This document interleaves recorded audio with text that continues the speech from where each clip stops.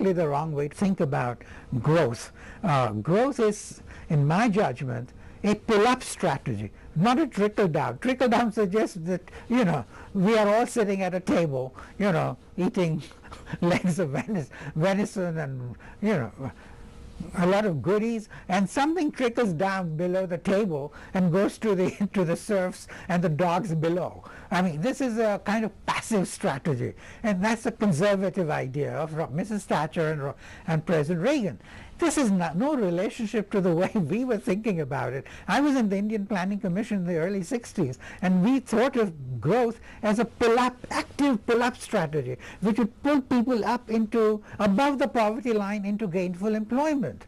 And so it is not a conservative strategy, it's a radical strategy. And how we bring about that rapid growth, which creates opportunities for the poor, was really what we were all arguing about. And that's where Mr. Sen has nothing to offer. I mean, except just attitudes and platitudes. So in my judgment, the first thing to recognize is that the Gujarat model, insofar as it really leads to rapid growth, and that's where I think Mr. Modi has played a role, because I'm told he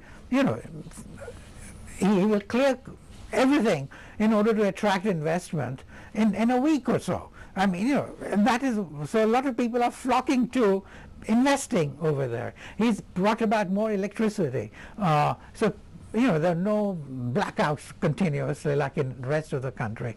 And he's also an environmentalist. When I last met him, I'm from Gujarat myself, as you can guess, and when I met him recently, when I gave a lecture on Gujarat, what we can teach Gujarat and what we can learn from it, of course I found, talking with him, that there was very little one could learn from him, or rather there was a lot one could learn from him, but there was very little to teach him, because he was just on the ball on everything, and I was deeply impressed by him.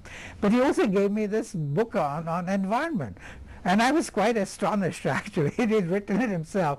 So within the country, he's also into environment, and I personally feel that he represents a good force for change, which will actually provide competition to the UPA government, which has been kind of slothful so far. And I think the more competition we have in politics, the better. This is one of the things which the UPA government has been lacking in, because with the Gandhis and the Nehrus being in power for so long, except for a short interregnum, the ability of the system to throw up young people who will compete with what we call the dynasty, that has been severely undermined. And that means new ideas don't come up.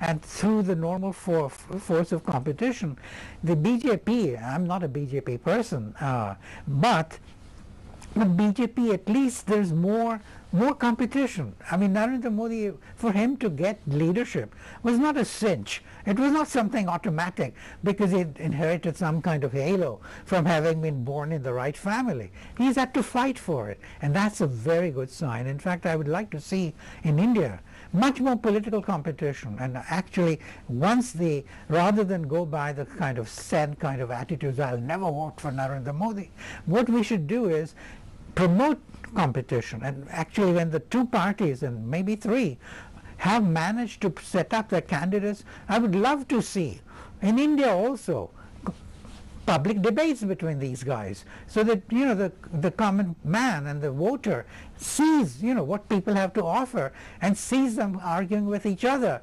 What we call, we should have informed debates rather than people hiding and just saying, vote for me because I belong to the right party.